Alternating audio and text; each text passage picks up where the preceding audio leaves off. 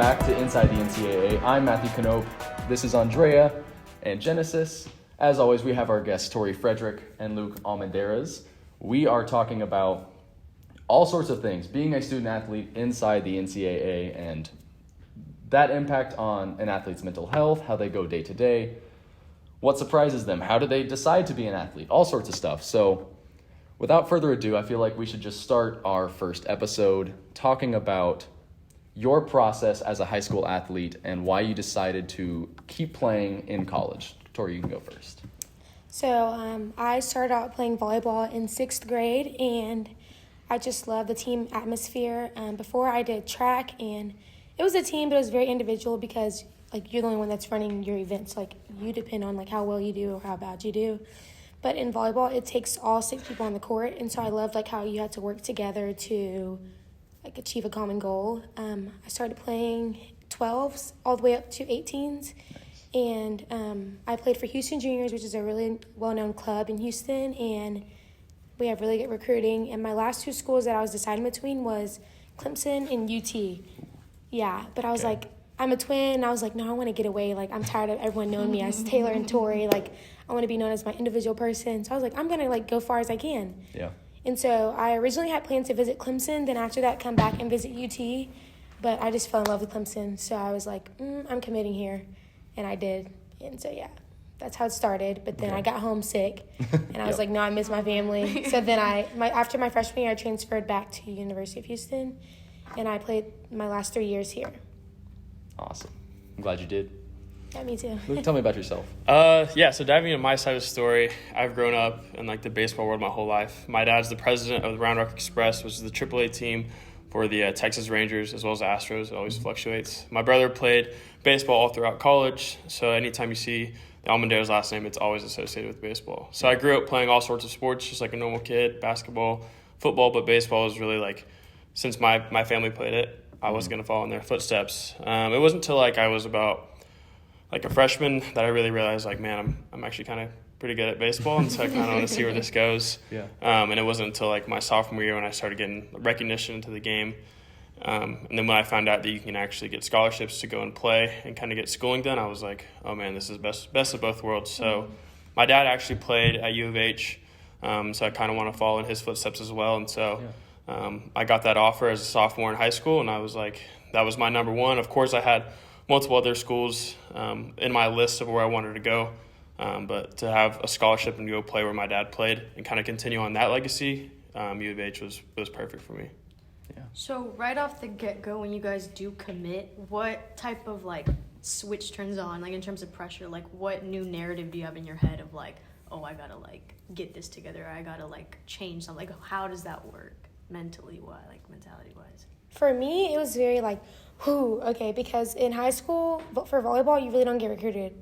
It's more of you playing club. So at every club tournament, I was I have to perform good. I know who's coming watch me. This is my chance if I want to go here. So every tournament, I was under pressure, but it was good pressure because if they want me, they're gonna come watch me. Right. But I also have to do my job. And so I was oh my God, they're here to watch me. Okay. I really didn't care about what my team was doing, but I was I have to do good because they're coming to see me, and they're watching me, my body language on the court, how I interact with my teammates, when I'm not playing, all of that. So I'm hey, I have to really be focusing on everything, which wasn't hard because I feel I'm a really good teammate as it is, but if I was to get frustrated, I had to hide that. So how, would you say you're good under pressure? You fed into it, or was it more just heavy on you? Because I know some people can't perform. I don't really like pressure. Yeah. So to begin, I'm very nervous. Then once I get in the groove of things, I'm okay, I don't even care. Why was I even stressing about this? So right. I feel once I was committed, I didn't even I was just out there having fun, and I was getting much better because the pressure was off of me. Okay. So I was really happy about that. What about you? Yeah, I agree in that sense, and it's funny that pressure when you go from playing a sport at a high level and you kind of get away from it for a little bit, you're kind of man, I need to feel that pressure again. I need to feel that on myself. I think baseball is just a lot different game than volleyball itself. In baseball, there's a lot more time.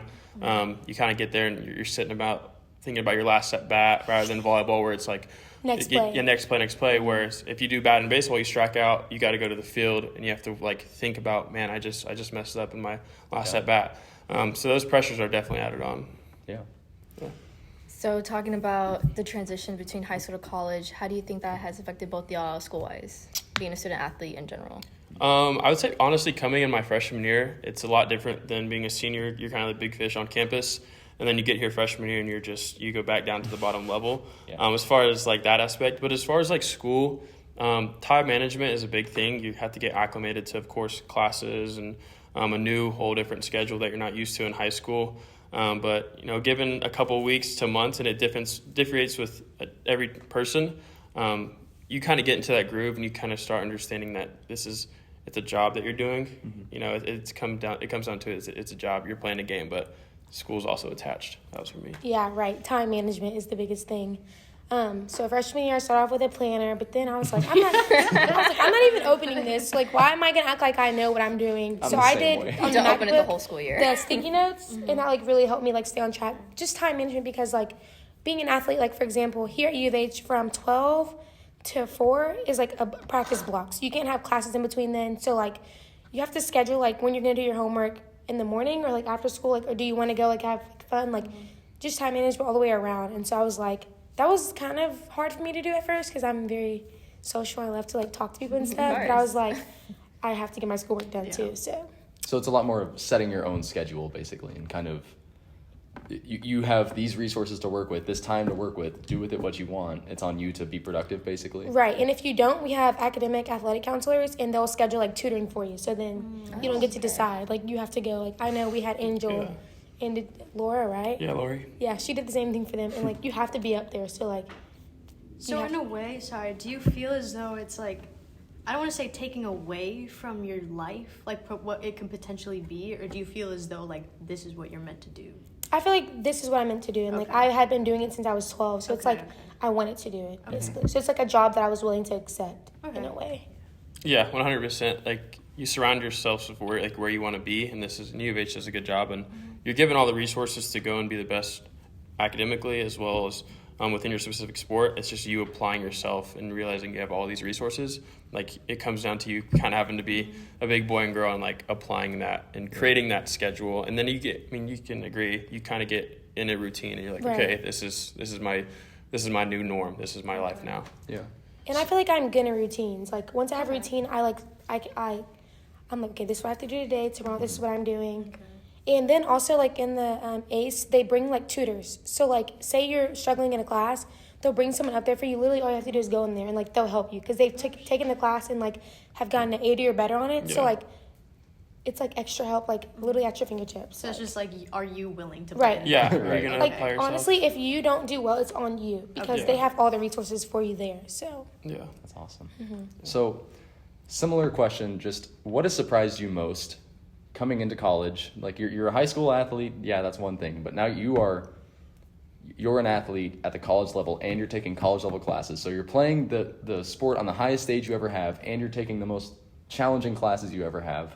What surprised you most about just that dynamic? Honestly, on the performance side of it, right? You go from your high school of being the big name kid, everyone kind of knows, and then you're going to a field where everyone from their high school was also that, right? So you're just another number. So it's like, as on the performance side, you step onto the field and you're like, okay, how am I going to separate myself from this person on the field? And then you got to think of the other side of it. It's like, well, I can control my academics, and it's like I am taking all these hard classes, but the way I can beat my competition, my teammate, is by doing my academics correctly, and we are given every opportunity to do it. It's just, again, like going and being about it, if that makes sense. Yeah, I agree with literally everything he said. Yeah. And then piggybacking off of that, like I know, like how you said, you go from being a big fish in a little pond to a small fish in a big pond in this sense.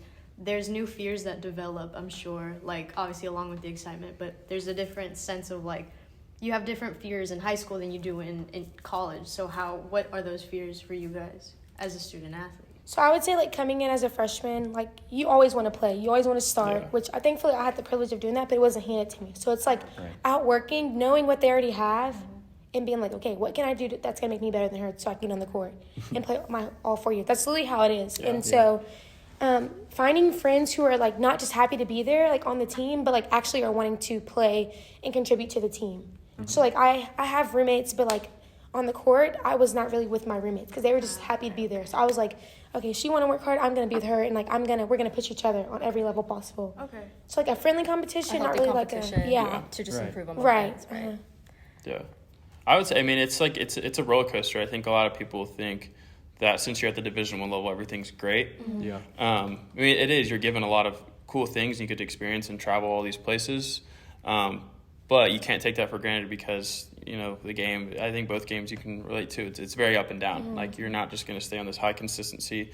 So as an athlete, there's a lot of pressures you put upon yourself because you have to play good for a coach, and his job is literally based off of your performance, if that makes sense. Okay. So you're always sitting there like, man, if I'm doing bad and we're losing, I'm hurting my coach, you know? And so it's like full circle, and it's like you can kind of get lost in the snowball effect, but you got to keep that positive mindset. You know? Have either of y'all felt like your sport has taken over your mind mentally like tear you down in any way that you're like, Yes. this is just too much, like you just want to Oh my God, yes. Like I would say, I probably realized this my junior year, but my first 2 years, literally my whole identity was in volleyball. And I was like, okay, no, this is not right. Like I'm a child of God as well as you are, Luke. Like we're always in the Word and stuff. And I went to this camp. It's called I forgot what it's called, but it's like a camp for all athletes around Texas. And the main theme was doing sports God's way. And I was like, dude, like that helped me change my whole like vision of sports and stuff, because I was doing it to like please my coaches, which I mean, yeah, this is their job and they get paid off of like how we perform. Like this is a business to them. Right. They don't really care how you are in your well-being. So That's so true. Yeah. once I figured that out, I was like, I'm going to do this for myself, but I'm also going to make sure I'm okay at the end of the day. Oh yeah, of course, because it's like at the expense of your health and your happiness. It's not like there's a Right. bigger picture than Exactly. this. Yeah. Like You know. volleyball, like thinking about it like now, volleyball is literally this much a part of my life. And like we make that so much bigger and like we let that control our life and stuff, but like you have to come to a common ground to where you're like, okay, this is volleyball, but like once I leave here, I'm not going to dwell on this. Yeah. Life still goes on. Yeah. So, Right. Something Exactly. I've been told is I've also come from a religious Yeah. background. It's like that one thing, what if it was taken away from you? Who would you identify as? Right. Yeah. And I was like, what? So Right. yeah, I could understand like, what So you're saying. speaking of that, Luke, you've been through some injuries. Yeah. Can't play right now at the Nope. moment. Yeah. Speaking of those pressures that we were just talking about, just what's going through your head as you're suffering these injuries and just thinking, man, like what do I have to do? How do I get on the field? It's funny, Torie kind of said it, like you put baseball as like my highest thing. Like that's what I want to do. I want to play professionally. Like I want to do this, this, and this. And then all of a sudden I get injured, right? We're at Tulane and I tear my wrist and I'm like, oh man. So we get back home and sure enough, wrist is torn. I got to get surgery. Okay. And so I've never dealt with injury as a player coming from never having to deal with injury. I'm like, I don't know how to do this. I'm always playing. Like that's just my norm. Yeah. And then I tried pushing it myself and I was trying to do what I could with an injured hand and I ended up tearing my other wrist. And so both wrists are torn. And that's when it really sat me down like an ego check. And I was like, man, is baseball like, is this all my life has to offer? And I kind of, going back off that, it was like being judged how I played on the field. Mm-hmm. I took it as that's who I am as a person. So if I played bad on the baseball field, I'd come off and I'd be like, man, everyone hates me because I struck out. Because or baseball I'm was your injured. life. Because Right. baseball was my life. I had allowed that to be something that it wasn't. But the positives that you can learn from volleyball and baseball itself is all the life lessons it can teach of like how to deal with adversity rather than having like cowering down to it. You can be like, oh man, like I struck out, but like let's move forward. Right. And so I think my biggest thing now is like how can I apply what I've learned from the NCAA, from UBH, from baseball, and look at the positives and apply that to Like your everyday life. as everyday life. That's the biggest thing for me.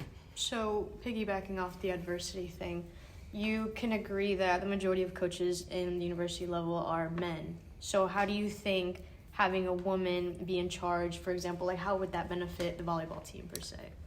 You know, honestly, I would love that because being a woman, we're very emotional at times, probably more than you guys. But, like, when you have a male coach, sometimes he doesn't understand that.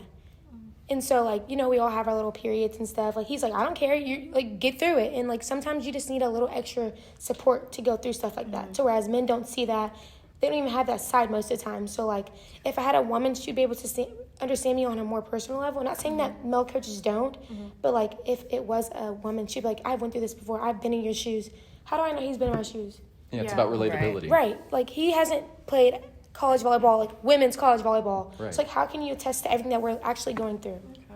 Does that make sense? Yeah, that makes sense. You would be more comfortable knowing Right. that you can sympathize or empathize with a Right. woman. But with that, I like you were saying earlier, I feel like we're so known for our sport, like Torie, the volleyball player, and I was like, no, I don't want to be known as this anymore. I want to be known as Torie, the great friend, the sister, the family member who loves, like, stuff like that. Who Because happens to play volleyball? right, Yeah. exactly. Yeah. Like volleyball's at the end instead of Torie, the volleyball player. Like that's not what Right. our life revolves around, and I'm pretty sure you Right. can say the same Yeah, thing. 100%. Yeah. So That's powerful stuff. There's a lot more to get into the mind of a student athlete, but we appreciate your time talking about being a student athlete in Division I, specifically here at the University of Houston. So much more we could get into. We're going to save it for later, but thank you, Torie. Thank you, Luke, Thank you. Genesis, Andrea. Thank you, guys. I am Matthew. We'll see you next week on Inside the NCAA.